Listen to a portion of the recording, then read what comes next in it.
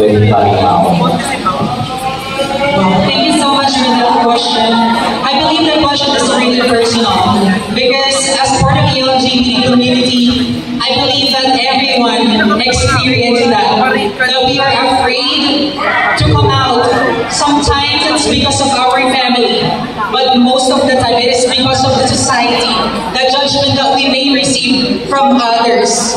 I think the question is to listen to information based on my personal thoughts to allow me to just show to you and share my humble opinion. What is the best advice I could give to someone who is afraid to come out? You know what, ladies and gentlemen? I realized in my 25 years of existence that the true happiness is when you're able to be yourself. And if I were going to give an advice to someone having a hard time to come out or coming out, then definitely I will say to him or to her, just be yourself. Simple lamang po.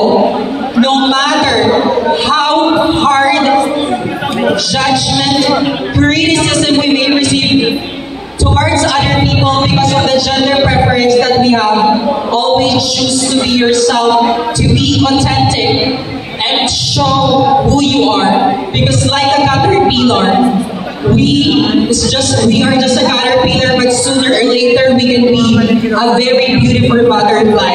If we will going to just be ourselves, then definitely people will see that we are worthy enough as a human being, and we can contribute for the betterment of our society the way as we are.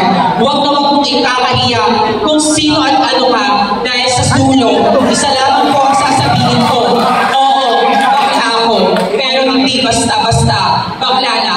Kahit yurakan nyo man ang pagkatao ko, kahit puning-puninin man nyo man ito, mananatili ako kahit alam ko na God give this life for me because I have a purpose, and that is to open the mind of each and every one that yes, we are uniquely different.